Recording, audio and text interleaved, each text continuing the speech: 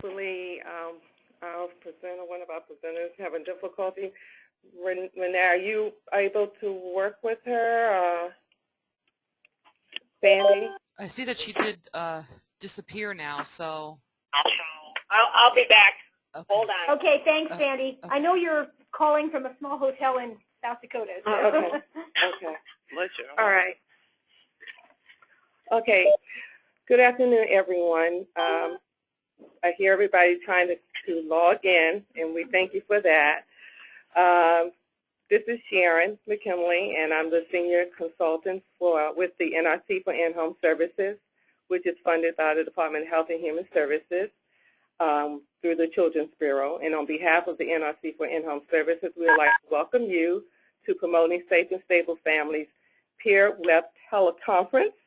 And today's topic is post-adoption services as family preservation. Before we get started, we would like to hear who's on the phone and where you're calling from. So if you don't mind, could you start from east to central to west, stating your name and the state where you're calling from.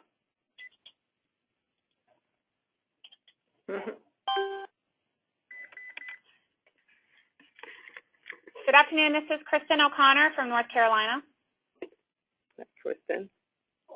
This is John Dawson from Atlanta. Johanna Hatcher from Florida.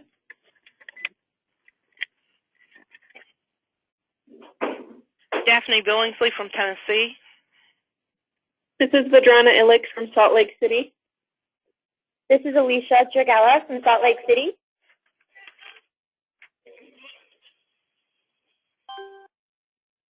Justin McDaniel from Oklahoma. Larry Behrens from Oklahoma. Kara Harvey from Iowa.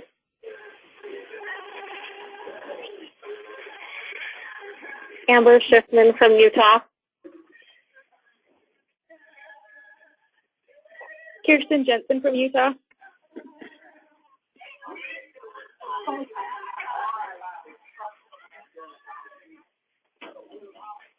Diana Weber from North Dakota.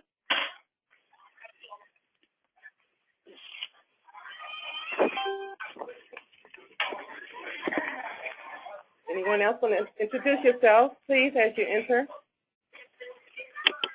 Kathy Hoover from Michigan. This is Jennifer. We have Jennifer Meyer, Donna Bounds, and Yvonne Hill from Alaska. Welcome.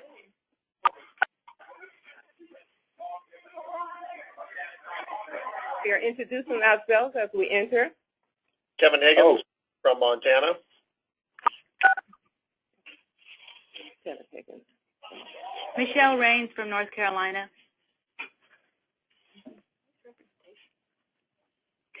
Andrew Butcher from Utah.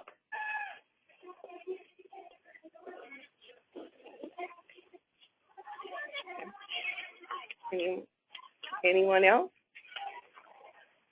Okay. Kathy Valerio, Salt Lake City, Utah.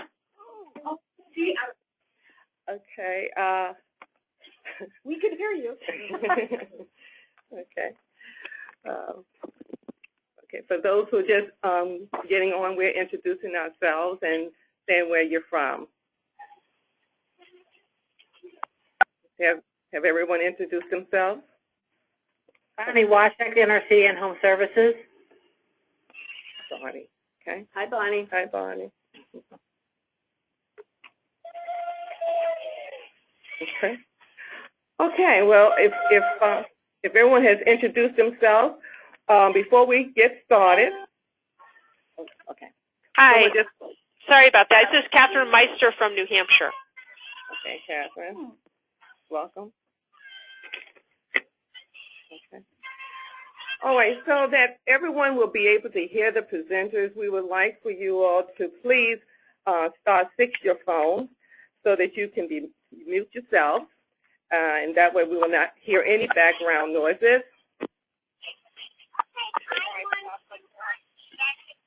Star 6 your phone, and then what we will do once all of the presenters have spoken, you will be asked to star 6 your phone to unmute your phone.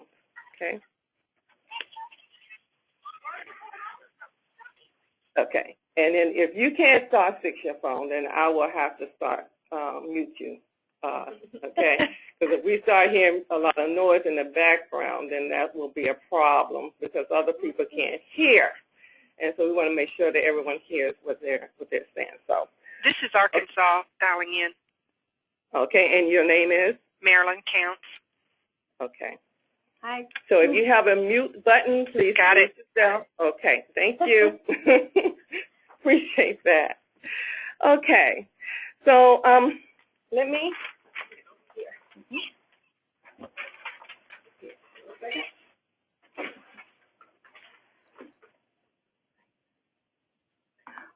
Okay, before we get started, we have a couple of announcements. We are teaming up with the National Resource Center for Permanency and Family Connection in the Children's Bureau to address the Youth Caseworker Visit Funds and webinar Thursday, July the 26th from 3 to 4:30. And the information hasn't gone out yet. It's still in the planning process, so just stay tuned, look at the email. If you're interested in being a part of the planning process, please let me know because we're asking for those participation because it's supposed to be for the foster care and PSSF managers. So they want participation on both parts. So just to let you know about that. And then our next PSSF Teleconference on performance-based contracting, which is in September the 19th.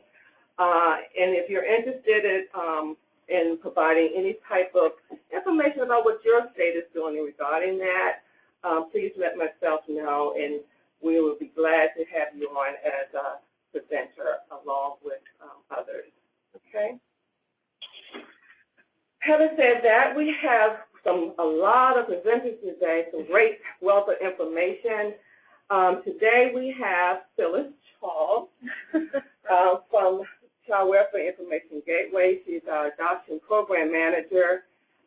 She has a wealth of information over probably 25, 30 years worth of experience in child welfare, specifically in adoption. We also have Kendra Morris Jacobson. She's the Director of Oregon Program for Northwest Resource Associates. She oversees the general functioning of 2 programs that's housed and based in Portland, Oregon, including the Oregon Post-Adoption Resource Center and the Oregon Adoption Resource Exchange. She also serves as staff for the Northwest Adoption Exchange. We also have Sandra Whitehawk. I hope she got her back on. Are you back on, Sandy? Oh, Back. oh good. Great. Okay. She is the founder and director of First Nations Recreation Institute, which offers advocacy for First Nations adoptees and their families. And then we also have Daphne Billingsley. She is the program manager of Tennessee Department of Children's Services. She has 15 years of child welfare experience, including foster care, juvenile justice, placement, training, policy development, and she also oversees the responsibility for the CFSR's coordination, PSSF, Title IV, Title IV-E, APSR. Yes, and then I have Marty Shannon, who is a licensed clinical social worker from Utah. She has a lot of people on her Utah. Division of Child and Family Services. She's the adoption program administrator. She has been working actively in the arena of child welfare since 1983. Prior to working for the state government, she worked in 2 private nonprofit child welfare agencies, first as a therapist with birth families, foster families, and adopted families, and then as the director of an agency from 1991 to 2001. I'm going to get out of the way and let them start talking to you all about post-adoption service. Is that too loud for you, Gwen and Stephanie? as it relates to family preservation. Okay. Let's see. Okay. And thank you, Sharon. This is Phyllis Charles. I'm the Adoption Program Manager here at Child Welfare Information Gateway. I'm just going to take a few minutes to show you some of the resources we have on Gateway for post-adoption services, and then turn it over to our two examples of some post-adoption services, Kendra in Oregon and Sandy Whitehawk. And I don't know what state you work out of, Sandy. I know you work all over with tribes, so I'll let you talk about that. If you can see on your slides, the first place I want to take you is in our Gateway on the left nav bar. If you go to www.childwelfare.gov, adoption is on the left nav bar. What used to be the National Adoption Information Clearinghouse is all encompassed now into Gateway. And you see in the post-placement adoption casework practice, we have a range of information from financial assistance for families, that includes our adoption assistance database, as well as the developmental stages for families, working on life books, maximizing placement stability, openness, maintaining communication with birth families.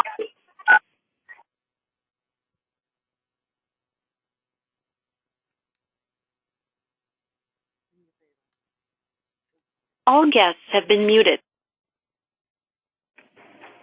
Sorry, Sharon just muted everybody, so hopefully folks can hear.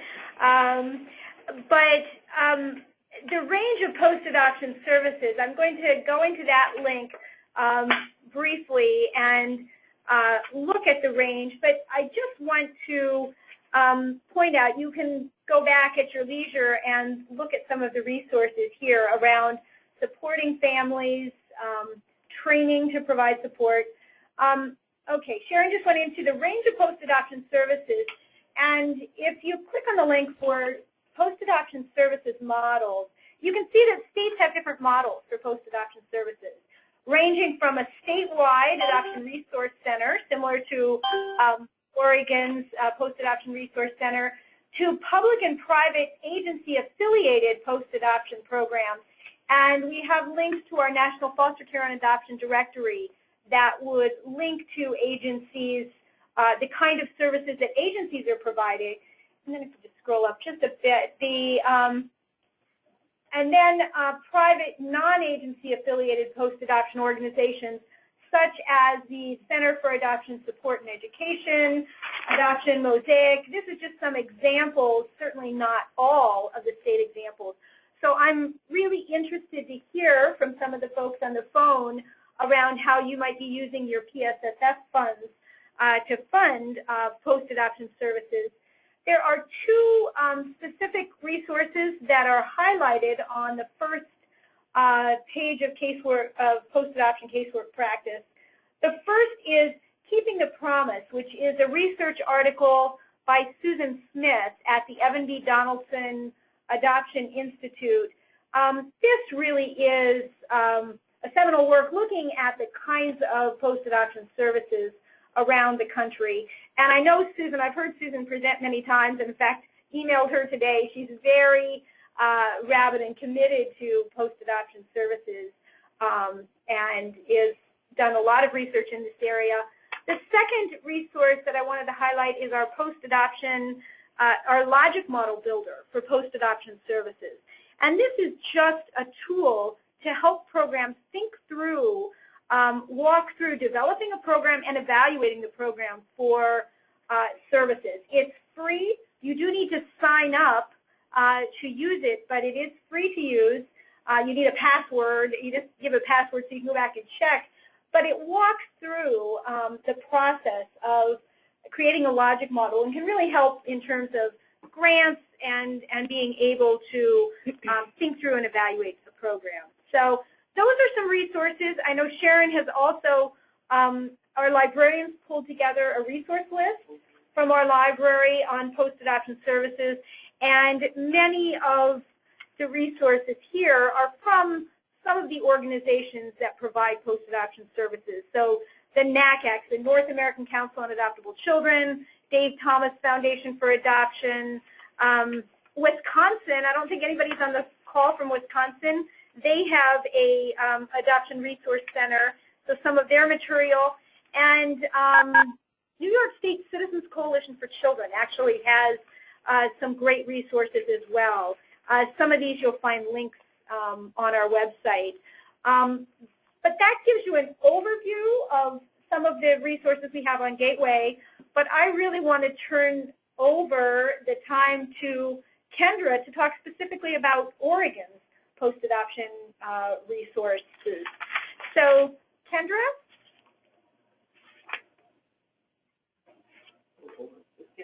Kendra, you might want to unmute your phone. If Do you have to unmute her? Oh, do I have to unmute? Sorry. Oh, wait a minute. We may have to unmute you, Kendra, so hold on just a minute. She doesn't have a speaker status.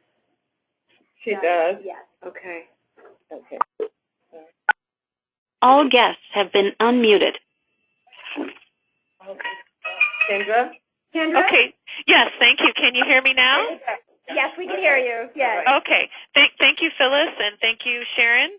My name is Kendra Morris-Jacobson from ORPARK, Oregon Post-Adoption Resource Center in Oregon. And we would like to start with a video. And are you ready, Sharon? Okay, I'm getting ready to click now. 1, 2, 3, click. Okay. There we go. And then I'm coming down to Joan. Joan's story. Kids are like Legos. They come with a basic design concept and a box of parts. The pieces they choose or reject will determine throughout their life their emotional, physical, and mental well-being. As parents, we guide our children until they develop the skills and moral compass they need to make their own choices. As foster or adoptive parents, we have the added challenge of helping them accept why their birth parents are missing from or playing a non-parenting role in their lives.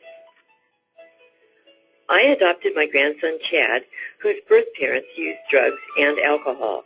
By age 4, he was diagnosed with post-traumatic stress and experienced horrendous nightmares, irrational fear, and out-of-control anger.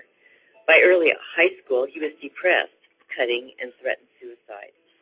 It took massive amounts of counseling, prayer, and love to help him morph into the well-adjusted college sophomore that he is today, who is on the dean's list with a part-time job and a love for dirt biking and skiing.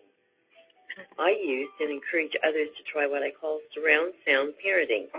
Look for and request teachers, coaches, youth ministers, and even family friends who model integrity and command respect. We were blessed with adults who accepted Chad for the person he was and saw the person he could become. They gave him alternative places to go to talk while helping him develop analytical thinking and emotional control techniques. They gave him the added gift of learning how to play and how to trust again. I took advantage of Oregon Post-Adoption Resource Center parenting and life development classes, as well as those offered by church or other community resources. I read ferociously and learned from family counseling. Well-being is a family affair, yours and your children. One can't exist without the other. So nurture each other and never give up. The end will be better than the beginning.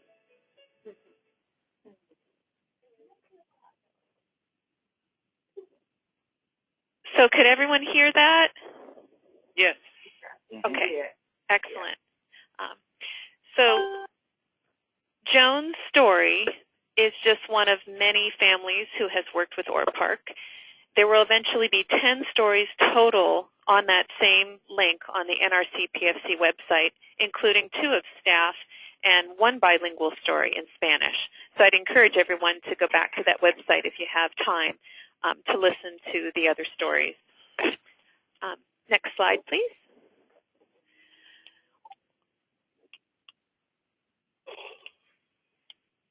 Oregon's post-adoption services movement gained momentum originally in response to the presidential initiative on adoption. Statewide input gathered through surveys and focus groups made clear the need for post-adoption services. the state made post-adoption services a goal, and our agency, Northwest Resource Associates, was awarded the contract creating ORPARK, the first complete post-adoption services program in Oregon and one of the first nationwide. Access to the Title IV-B Subpart 2 funding stream meant that Oregon could receive the federal matching funds at almost a 3-to-1 ratio, a 2.6 ratio to be precise, for any general funds that Oregon dedicated to funding ORPARK. Next slide, please. ORPARK turned 13 years old this past April, serving approximately 9,000 state adoptive and guardianship families, parenting approximately 12,000 children. We add an average of 50 new families per month to our database. In addition, we serve state adoptive families who moved to Oregon from other states. But we're a small program. We're a staff of less than 5, and we serve all of Oregon. Next slide, please. We reach out to families in myriad ways, but for the most part, family contact with ORPARK is voluntary and self-initiated. Our primary purpose when families call or email is connecting families to the information and resources they need, whether about adoption, mental health, or special needs issues, exploring educational opportunities through trainings, explaining the adoption tax credit, or whatever other need it is that they're contacting us with. We help them access and navigate many different systems in order to advocate for their child or children and family. If we don't have a resource already, we research until we find options for that family's specific needs. And for families in greater need, we will even go so far as to attend different team meetings, IEP meetings, court hearings, etc. Our family support specialists are trained social workers. However, while our phone and crisis consultation has counseling aspects to it, like therapeutic listening, it is not considered therapy, and so we are not actually considered counselors or therapists. We are, however, one of the founding partners and sit on the advisory committee of the Postgraduate Training Certificate Program in Adoption Therapy, a collaboration between ORPARK, Portland State University, and Oregon DHS. We also serve on other local assorted boards and committees and help with different events in Oregon like National Adoption Day. We are proud of some awards and recognitions that we've received. ORPARK was a recipient of the 2006 Adoption Excellence Award and more recently of the 2011 Voice for Adoption Drenda Lakin Memorial Award for continuing service to adoptive families. And of course, we were quite honored by the NRC PFC and Voice for Adoption in being selected to record the digital stories for the Digital Story Project. Next slide, please. In 2009, the recession started to take its toll on Oregon in terms of post-adoption services. ORPARK was able to weather some ups and downs through advocacy efforts and education of the legislature, but it has become progressively harder. Fortunately, despite our elimination in the last session, Oregon DHS temporarily preserved post-adoption services at a reduction by utilizing adoption incentive funds. However, we are now faced with the daunting task of helping to get post-adoption services put back into the state budget. We have already begun conversations with Oregon DHS, the legislature, and the governor's office, and will suffice to say that we are cautiously optimistic about the future of post-adoption services in Oregon. Thank you for taking the time to listen and to learn about ORPARK. Thank you so much, Kendra. Thank you. And next is Sandy Whitehawk with the First Nations Repatriation Institute. I heard Sandy at the NICWA conference and was so impressed with the post-adoption services that she's providing and her group is providing to adult adopted people who are coming back to tribes. And it looks like we have folks from states where there be quite a few tribes. I don't know that we have any tribes on the line. But Sandy, we're interested to hear your program, about your program. Well, thank you, Phyllis, and I really appreciate being invited to be on this webinar.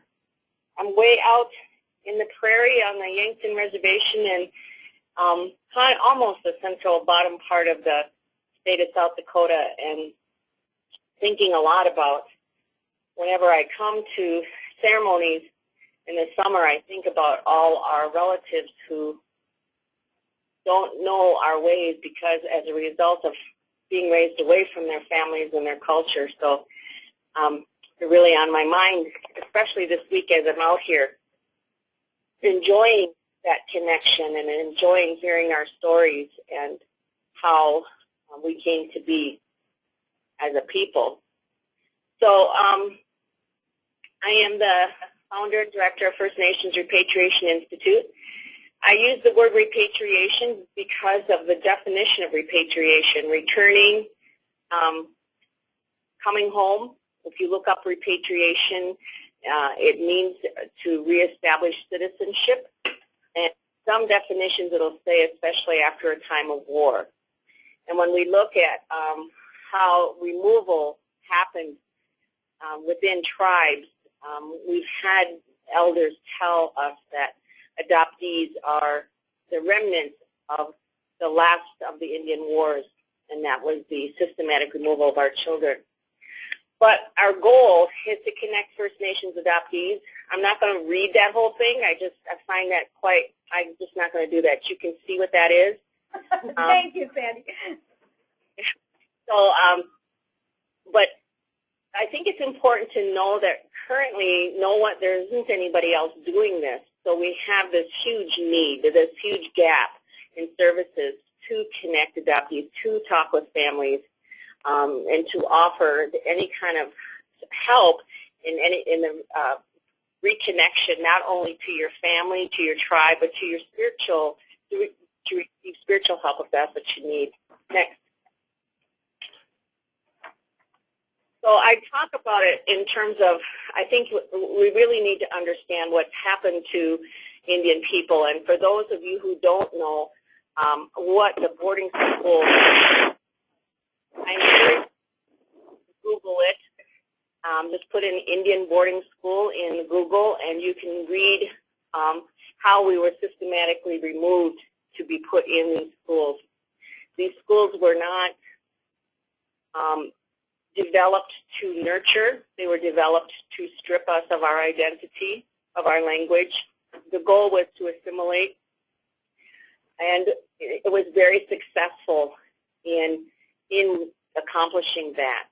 One of the things that I see that I didn't have in my slides here is that these children who went to these boarding schools came out of there very institutionalized. They were stripped of any familial learning. They were when they came back to their communities or maybe tried to live in the cities, some made it. There were some individuals who withstood, and they were extraordinarily strong, and they withstood the brutalities of separation and isolation and the things that happened in those boarding schools. But many came out very wounded. And I always say they are the ones who gave birth to this next generation. And that's that generation that was removed through adoption.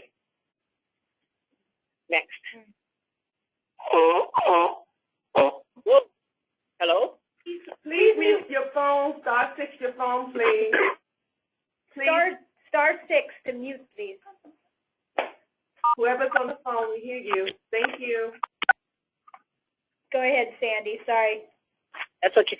So because of the history behind that there was a governmental policy, because it was so widespread that we had to even have an Indian Child Welfare Act passed in 1978, the levels of needed resources, that's a day-long presentation of itself. But one of the three areas that the Institute is concentrating on is to educate, help develop scholarship, and further our advocacy. So you can see here that we really want to increase people's participation, especially in research. We don't really have much in terms of research. And you can see there we want to be out there more to give this information, because I think until we really understand what has happened to us as a people, anyone who works where they have a large amount of Indian people coming before them with foster care or children that are in need of adoption, the people coming before you may not even be aware of what we call the historical trauma that's happened as a result of this systematic removal that's happened to us. So it's not just post-adoption services that we offer, but we try to educate at all levels. What is that continuum of impact that's been within our people generationally? Next. Sorry, we may be off on the slide. Which slide do you want, Sandy? I don't know. Oops, now I'm gone. Oops, hold on. Go to the next one. Advocacy. I've already talked about advocacy. Go ahead. Oh, wait. Yeah, there is currently no clearinghouse, so we're in the process of, we have going to be adding to our website. We've been working hard this last year, getting whatever we could find that has been done, which is only 4 PhD level studies done on this population.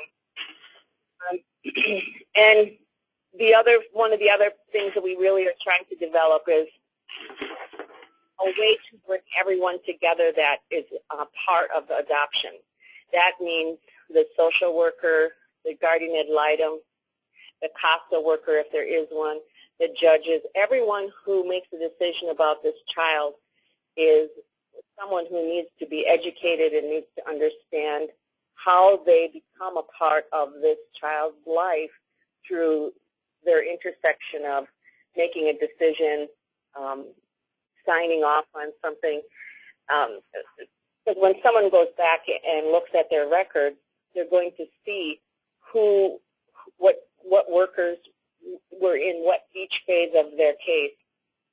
And as a person who's been adopted myself, I will always remember the name Charles P. Dillon on my records when I had mine opened, because Charles P. Dillon did not recommend that I be placed with the parents who raised me, because he predicted that I would undergo much distress and certainly neglect and emotional psychological rejection. Those were his words.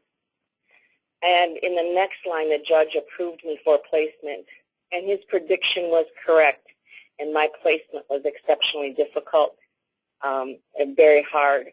So Charles P. Dillon and the judge played a very significant role in my life. And so it's important that every level of person within this adoption continuum understand the impact that at some point someone goes back. Most adoptees go back and look. Next. You can go to the next slide. So I don't have on here my nifty little circles upon circles upon circles, but here's a demonstration of what we call the adoption circle. You see in this circle, this was at the White Earth Tribe in Minnesota. White Earth is the first tribe to welcome home their adoptees.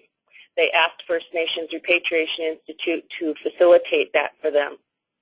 And here we have probably about 72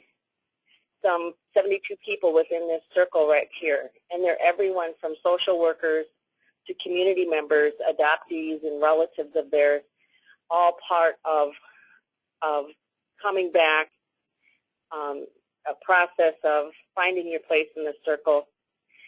And we include everyone, as I mentioned, because everyone is part of that individual's life once they've made a decision on that life. Next. So when we talk about healing and what's needed for healing, you know, that's many, many things. But one of the most profound and important things for a First Nations adoptee is to hear the words, you were not forgotten. In our ceremonies, we prayed for you. We're glad you're here. Welcome home. And those are powerful healing words. Every ceremony that's done throughout all Indian nations, there is a time in that ceremony where they remember the past and acknowledge those who went before us. They acknowledge and pray for those who are here and acknowledge those who are yet to come. So in that prayer, everyone is included, and we pray for our families all the time for the healing of our families. So every single person, whether they grew up within their family or whether they grew up on their homeland or they grew up in an Indian community, they were prayed for. And when they hear this spiritual truth that are the foundation of who we are as Indian people, they can hear that with their heart when they hear that. And it heals and it really addresses that isolation that adoptees feel, that Native adoptees feel. It brings them that sense of belonging and helps them understand that they have an identity that they can reclaim. Next. This is a picture. I love this picture because these two little children that are on this webbing, then you'll see two hands up above them, holding hands. One of the hands is a mother of a White Earth adopted person. She was adopted out and made it back home. And the other hand in her hand is her son's hand. And then these two children here are the grandchildren who are now growing up in that circle of their family there in White Earth. And so we were grateful and happy to know that not only were people participating in this ceremony for healing for the person who was adopted out, but the whole family comes and supports. And so I always think to myself, our children are always present at our ceremonies, and we know they're like little sponges and pull it in. And I want to know what this little girl will remember, because she's a little older than that boy, what she will remember as we were singing those songs and talking about our place here in the circle. Next. So these are our two spiritual leaders working together. And one of the things that really touched our heart was this is an Ojibwe man and a Lakota man who came together. And they decided how they were going to work together with our two ways to bring home our people and to nurture them and help them feel that they were indeed home. And I wanted to show this too, because it shows that our tribes can work together to help our adoptees. We don't have to be separated and isolated in that either. Next. The reason that we use our ceremonies is because it does restore the innocence in our heart and spirit, instilling hope, creating a sense of dignity, pride, sense of belonging, and self-esteem. You heard how that young man struggled on that first tape. I really liked that because it explained and showed what our children go through, even if they're being raised by their relatives. They're still really hurt. And there are things that they go through that there are no words to talk about, no words to explain. And for us as Indian people, this is where our ceremonies help. All this, the drum, the songs, and the medicine from our medicines that are burnt. So we really use those in what we do at First Nations Repatriation Institute. Next. Okay, so these are the few PhD studies that were done. And excuse me, I'm lying already. Susan Harness, 2006 Susan Harness. This is a master's study. It is the best. I love this one. She has a website too. I should have put that on here, but I keep forgetting to. But if you Google Susan Harness, you'll get her website, and you'll have access, or you can find out how to buy her. Well, if you go to Amazon, .com, so you can buy her study. But she just did a wonderful job. She comes from it talking about our adoption experience through an anthropological point of view, and she really described it in a way that doesn't lose any of our integrity. David Sancho at the top, 1972, was actually they always cite this as the first study done, but he did not interview adoptees. He only interviewed the parents, the adoptive parents, and he interviewed parents of prepubescent children. And we know that adoption issues arise from puberty on. So I put it in there, though, because people will always bring it up. Well, there was one done in 1972. The other studies are done, all of them are by, other than Carol Locust, they're done by adoptees. The Carol Locust I will just caution you about the split feather study. It's a wonderful study in many ways because she does create a profile of what adoptees go through pre and post reunification. The part that I say caution on is that to label us as a split feather I don't think it helps us because we don't stay split. But it has really good information, and I think it's very helpful. I've yet to have my perfect study that I just could say this is the best one, but for now, I choose the harnessing is the best. Okay. Well, Sandy, I hate to cut you off here. I know you could talk and do presentations for a long time, and much of what you present is true of all adoptees, as you pointed out from the story in Oregon. Thank you so much, and here's your contact information. Thank you. Okay, thank you so much, Sandy. And then, Stephanie's next. We want to remind people to please start fixing your phone because we're still picking up background noises. We don't want to we can't mute everybody's phone, otherwise we'll be muting the presenters. So please try to be respectful and mute your phones. If you have a mute button, please press that if you can. We appreciate it so much. Thank you. Okay. And so now we'll have Daphne from the state of Tennessee. Hi, this is Daphne. You can just go to the next slide. I know we're running kind of short on time, so if you can click on the links real quickly, I can show you what's there.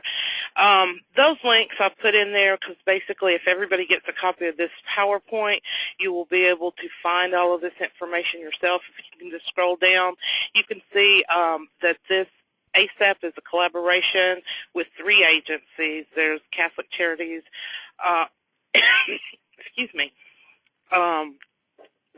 Harmony, and we've got, can you hit a back button on there? Those are just the listings of the agencies. Just minimize that. Okay, and recruitment, if you can click on that. That should have everything in there. Okay, that is Focus. That's a part of the ASAP program. And by the way, ASAP stands for Adoption Support and Preservation Services. And the Focus, basically what that does, that's a way of basically making individual recruitment plans for children who do not have a family identified, really building a team around each of those children and doing archaeological digs sometimes to determine if there's someone in this child's life that could be a resource for them. And some of the services there's adoption preparation training, and that's something that's done to really prepare families. It's kind of an additional training that could be provided to any of our foster families who wish to adopt or families who simply want to adopt, and that's provided through our ASAP program because we do know that that change in status can make a difference when it's foster care and adoption because of the complete closing off of the birth family and hopefully the integration with the new family. We want adoptive parents to understand that there needs to be,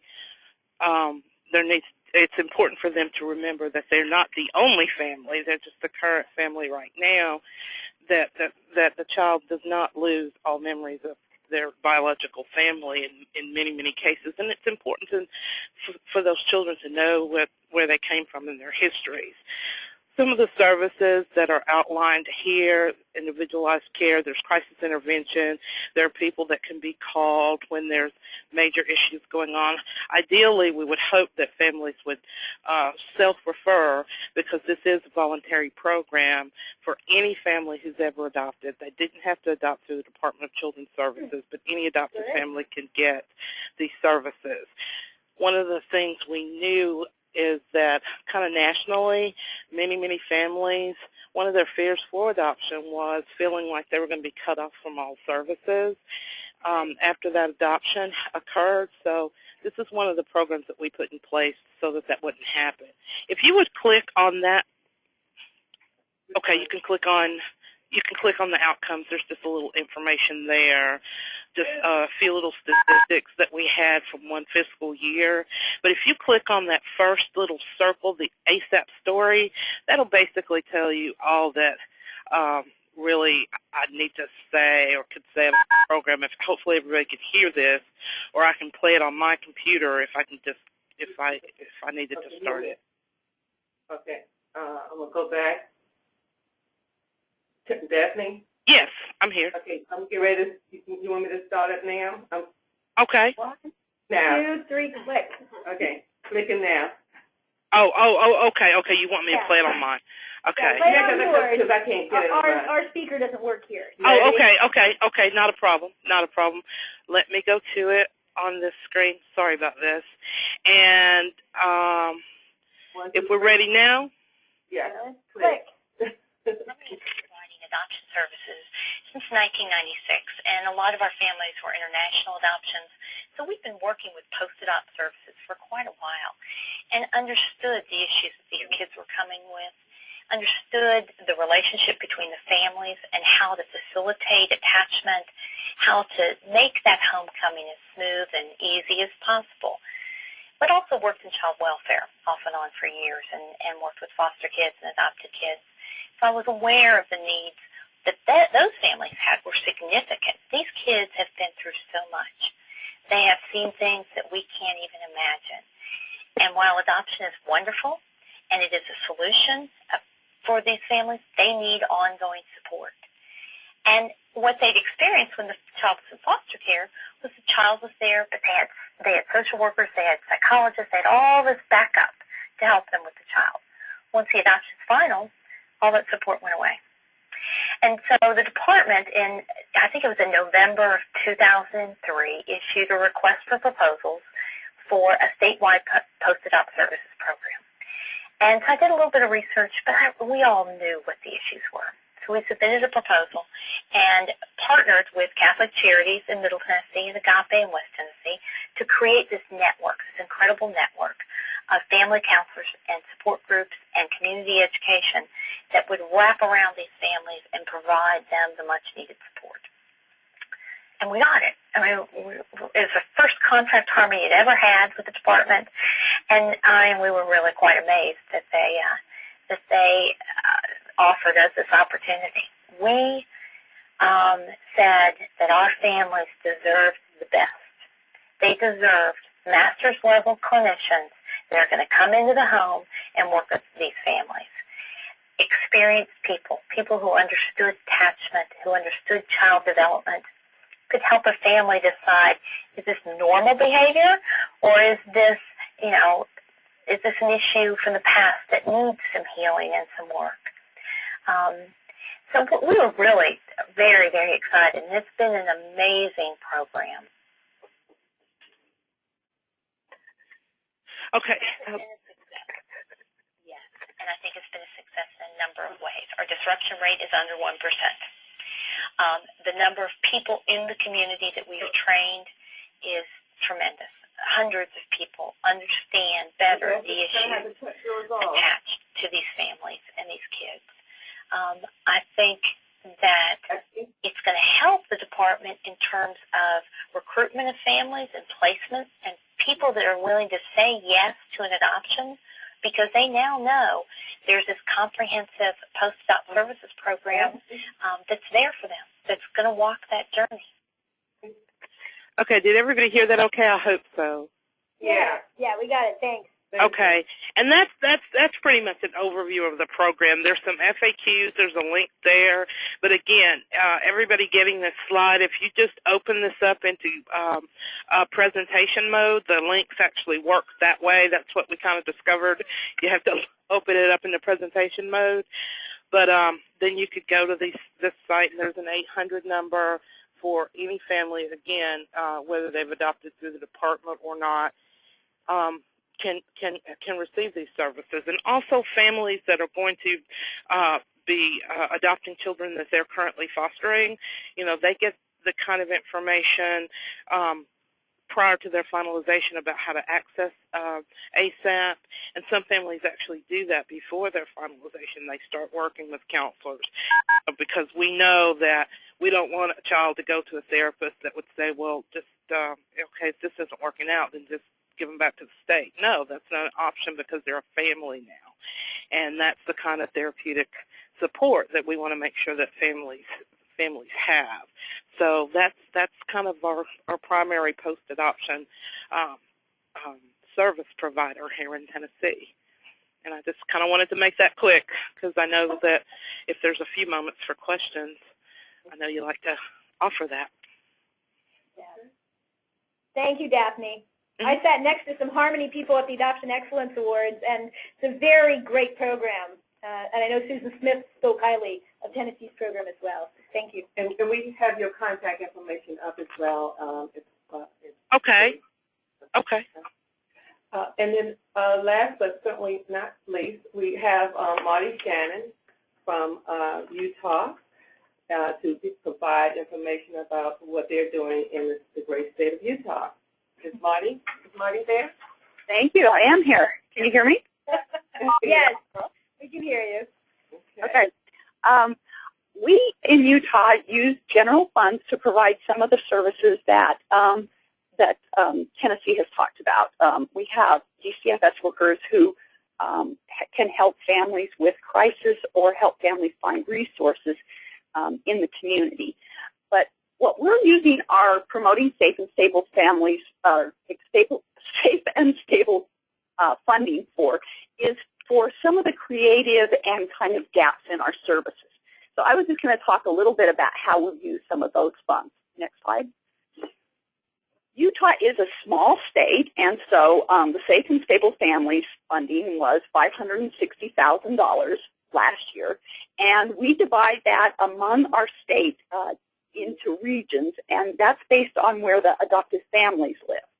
So some of those funds, next slide, are used for, next slide, are contracted services, and we have trained in-home respite providers, and they're in 11 locations of nonprofit agencies that provide respite care. So we use $115,000 of our funding for these private agencies and a county youth service center, and that's to go into the family's home at their request and provide respite on an hourly basis. We served 143 adoptive families last year with 9,470 hours of respite. Next. Another way we use the Safe and Stable Families funding is that we provide an annual conference for our adoptive families every year. So we bring in nationally recognized speakers and talk about things, that are adoption related, trauma issues, transracial issues, research, and research on resiliency.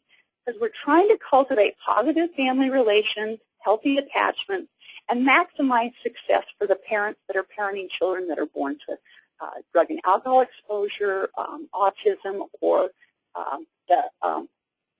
autism spectrum disorder. Next.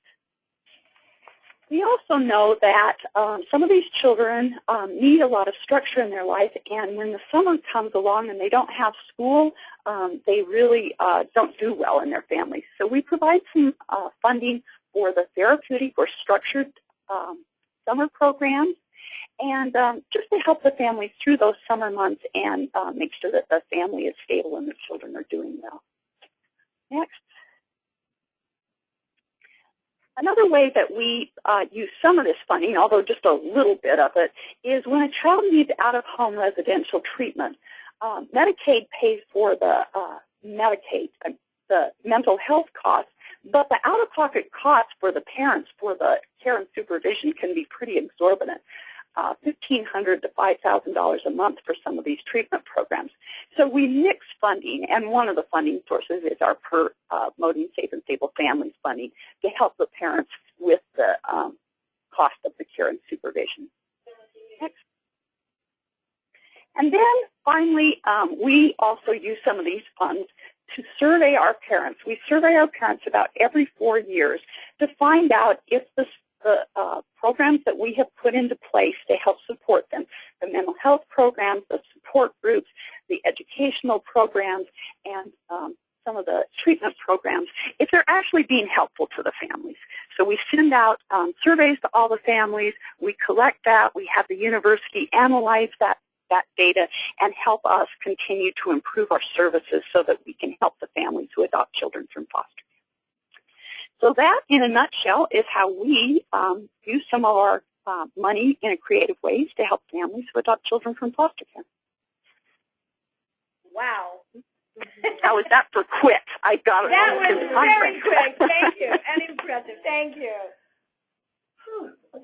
Well, I know we're running out of time, but if anyone has any questions, please, you can fix your phones or unmute your phones, and you can ask Marty, Sandy, Daphne, or Kendra, or Phyllis any questions.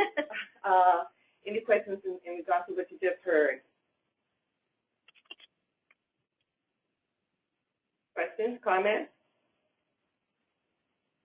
This was a real range of services and different types of programs, so I hope it was helpful for folks on the call to hear about the range of adoption services, post-adoption services. And I want to really appreciate and thank Phyllis for organizing this with me, because she really went through the whole process of finding Sandy and Kendra, and I want to thank Daphne and Marty for volunteering to share what they are doing in their state. This is great information to share. Hopefully, if you weren't able or you didn't have any comments or questions, maybe you can contact them later, because we did include their information in the slides, and I did send them out to everyone. And hopefully you will be able to get in contact with them. Also, please, if you can, do the survey. I will be sending out an email to you all in regards to that. We want to hear feedback from you about how well we're doing, or making suggestions about new topics of interest that will help you in the long run. So please complete the survey. Let us know what your interests are and whether or not this is helping us. Again, are there any questions, any comments? This is Kendra Morris-Jacobson in Oregon for ORPARK, and I just want to say I found it really inspiring and hopeful to hear about these different programs. Sometimes when you're working within your own program and within your own state, you become sort of insulated and you're not necessarily as aware of what's happening around the rest of the nation. And so I found it very inspiring. Wow. Thanks, Kendra. You know, I would be interested in terms of folks who might still be on the phone, who might have tribes in their state, if you're finding adult adoptees who might be interested in a program like the one that Sandy talked about. Certainly when I was at the NICWA conference, I had different tribal members come up and say they're seeing adult adoptees coming back to the tribe and wanting to reconnect. Is that something that other states are finding in their post-adoption services?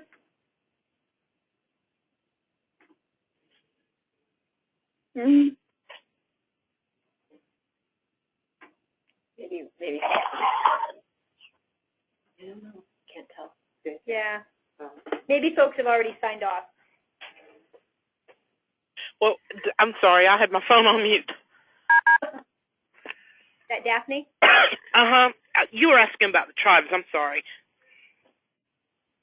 Yeah, just whether other states were seeing adult adopted people from tribes coming back and looking for post-adoption services, or if anybody is seeing that in their post-adoption services.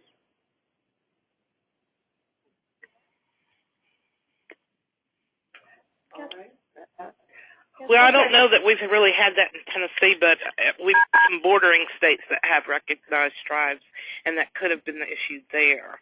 I'm just not sure about Tennessee. Uh-huh.